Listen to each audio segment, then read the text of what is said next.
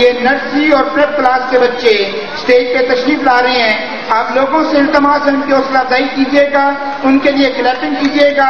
इंशाअल्लाह वो बहुत अच्छा परफॉर्म करेंगे।